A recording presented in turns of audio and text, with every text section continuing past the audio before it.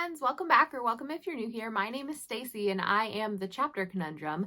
And in today's video, I am doing a fun setup challenge for myself for 2026. So if you're subscribed to Ian the Reader, you've probably already seen this one. It is his 1 to 10 TBR challenge. And he didn't tag me in it specifically. He did tag my husband Jake, figuring that Jake would tag me. But I'm just gonna go ahead and film it before anyone tags me because I want to do it and it sounds fun. I mean, like, if you know me, you know I like a reading challenge and you know I like to gamify it. So essentially how this one works is you pick 10 books off your physical TBR, but they get increasingly longer.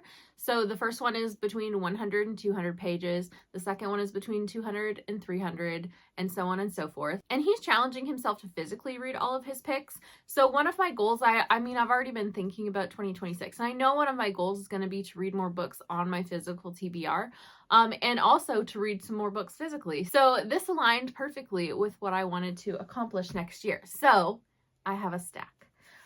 Starting off with my 100-page pick, Rumblefish by S.E. Hinton. So this is the same author that wrote The Outsiders, and that's a book that I read and loved when I was in grade 8, but I have never checked out anything else by this author. I found this at a local used book sale here and thought I would give it a whirl just because of how much I enjoyed The Outsiders, even on reread a couple years ago. So this is 122 pages, and it's like the bigger, older style font, so this will be like no time at all to get through, and I'm definitely curious to give it a go. For my 200-page pick, I'm selecting Venomborn by Benjamin Aeveryn, and this is the first book in his new trilogy. I am very, very curious about this based on the premise. From what I know of it, it follows characters who, when they were in the womb, their mother was addicted to venom. And so I think things have changed for them based on that. But it sounds really intriguing, and it's something I'm interested to explore in a book. And I also have watched Josephina over at Fina Reads interview the author, and hearing him talk about it has me even more curious to pick this up. So yeah, definitely gonna give this one a go for my 200-pager. For 300, I chose a sci-fi that I have had on my shelves for years and years and still haven't gotten around to, and that is The Space Between Worlds by Micaiah Johnson.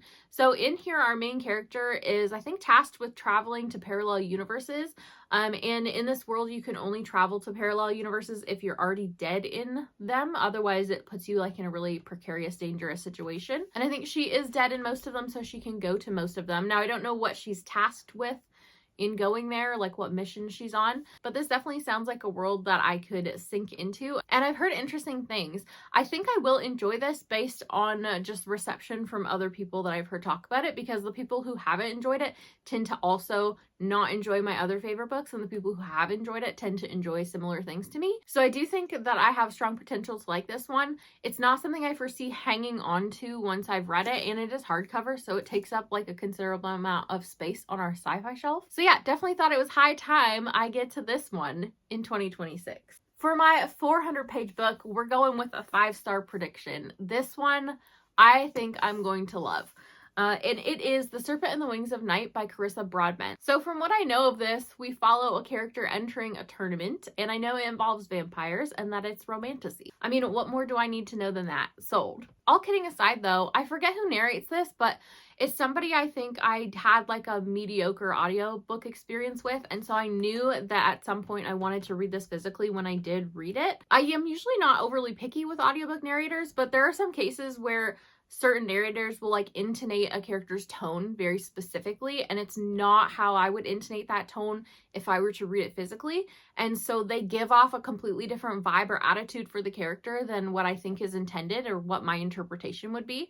And I think in cases like that, I definitely prefer to read physically and kind of like have my own experience and my own like perception. So if I'm remembering correctly, I think that I predicted that the narrator of this book was going to be kind of like one of those types of situations for me. And so yeah, definitely wanted to read this one physically, and definitely need to read it soon. We all know I need more incentive to pick up 5-star predictions and things I think I'm going to love, because I struggle to do that. I always am waiting for like the perfect mood or like the perfect vibe, or when I'm not rushed, and it's just never gonna happen unless I make it happen. So here we are. I'm gonna make one happen. In my 500-page slot, I've chosen something that doesn't have an audiobook as far as I know, but that I really want to read, and that is Colors in the Steel by KJ Parker. And this is the first book in the Fencer trilogy, I believe it's called. So I haven't really heard anyone talk too much about this first book, But I have heard people talk about this second book, The Belly of the Bow, and how it has a bonkers unhinged ending. We all know I like bonkers unhinged endings. We know I've enjoyed KJ Parker with The Hammer, so I need to just get to more of his work at some point. And I am excited to check this one out, especially since I own the whole trilogy and haven't even started it. This is a perfect candidate for me to actually start. In my 600-page slot, I have kind of like a little bit of shame to put on myself because the first book in this series is a favorite of the year. I read it early in the year and I thought for sure I was going to have time to get to the sequels. Didn't happen. So in 2026, I'm going to make it happen. In my 600-page slot, we have Valor by John Gwynne. I definitely really enjoyed Malice, and I can at this point guarantee it's going to make my favorites of the year for 2025. So the fact that I haven't picked this up yet is kind of crazy. But my favorite element of Malice was kind of all the theory crafting, like reading, trying to suss out some connections and theories. Like that was such an enjoyable part of that book for me. And I feel like that's a thread that will continue through the series. So it does make sense that I want to take my time with this when I get to it.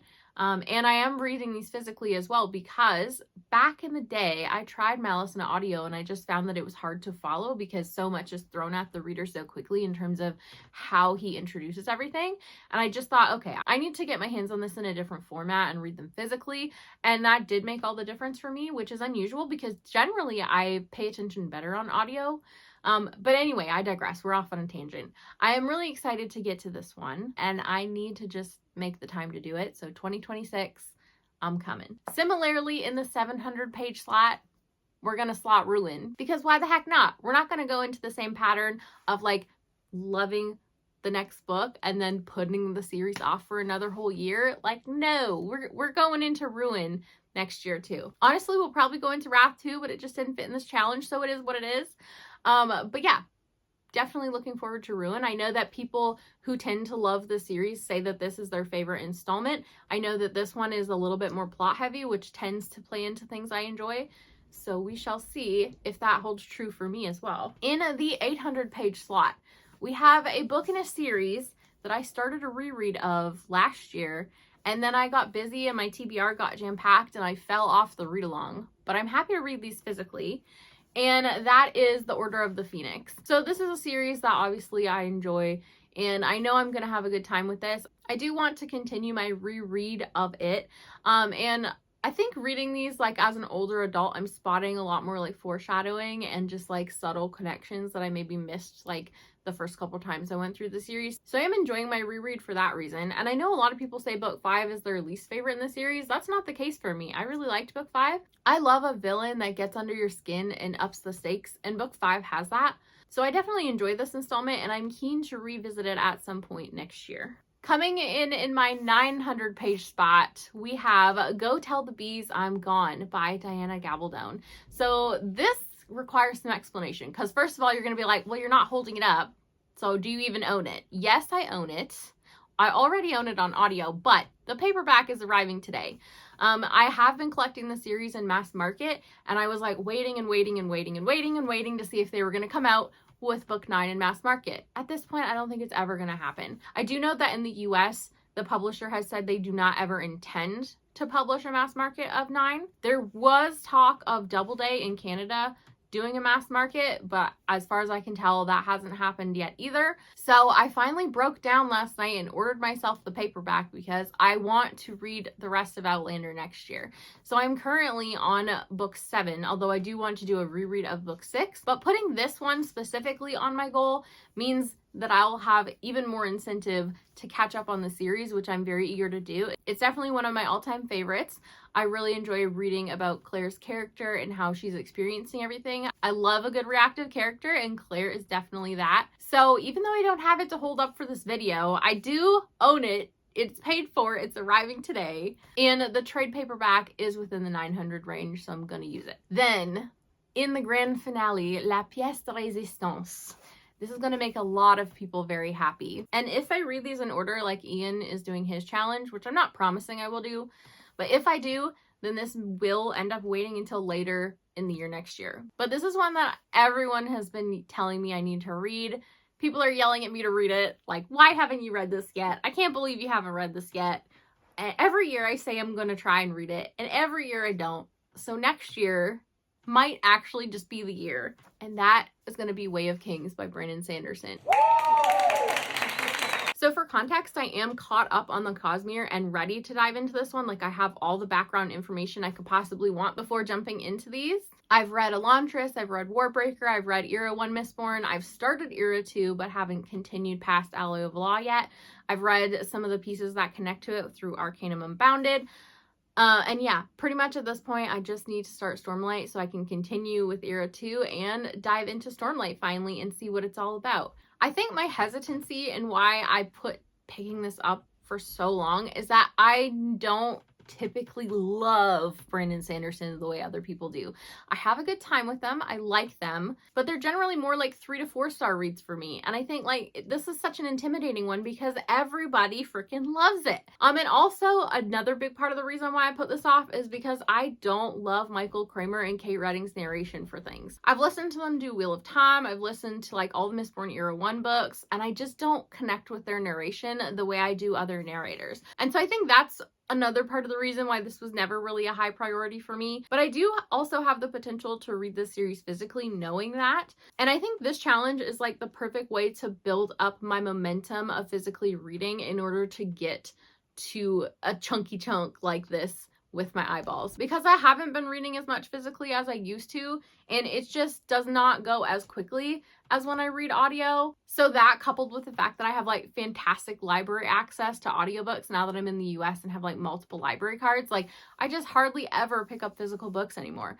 But I do want to get back to that in 2026 a bit more. And like I said, I think the challenge of doing this and just like building the momentum by starting out with some shorter physical reads that are on my TBR will work in my favor.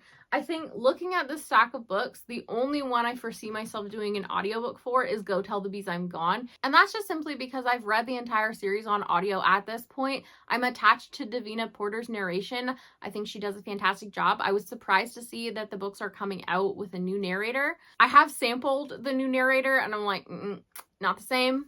Not as good. I mean, maybe if I didn't already have like an expectation in my brain of how Claire is supposed to sound based on the audio and the TV show that I've seen and listened to, then I would be more open to a different narrator. But at this point, I'm not on board with starting the new narrator, so I made sure that I got hold of the audio copies with Davina Porter while they're still available. But I think the rest of these, I have a really strong potential to read physically instead of on audio, and I'm looking forward to seeing how that goes and hopefully getting to even more physical books on my TBR next year. But I do love the idea of this challenge and how it kind of like builds momentum and works your way up to the longer chunky books. Like I said, I can't promise that I'm gonna read all of these in order, but I do think that I will at least start with some of the shorter ones on here to kind of like slowly ease back into physically reading. I am definitely somebody who gets incentivized by accomplishing goals and finishing things and just smashing out some books. So I can definitely see the benefits of doing like a momentum build shift. And yeah, I'm just looking forward to this. So hopefully it all goes well. Hopefully I get all these read in 2026. We shall see. And I would like to tag a few people to do this challenge with us next year as well. So first up, I want to tag Amanda from Reading and Writing Life, because she always loves a good reading challenge and she always loves to gamify her reading a little bit. So I feel like she would have a good time doing this and kind of meshing it and fitting it in with some of her other challenges that she does. I also want to go ahead and tag Fina. I'm really curious to see what she's going to choose for this challenge, but I also feel like at this point she may not have much of a choice. She's going to end up being bullied into doing it with all the FOMO by seeing like the rest of us on the Discord do it. I mean, obviously she does have a choice, but I just feel like she's going to end up being roped into this with the FOMO anyway, so she might as well make a game and TBR out of it. And I also want to go ahead and tag Trin. So she is more of a mood reader, so I don't know how well like setting a TBR of 10 books like for the start of the year is gonna work out, but it'll be interesting to see what options she has on her shelves for sure for all of these. And if she ends up changing, that's even better, because then I get to see more options of what she's fitting in. She's the kind of person who tends to have the books that nobody else talks about,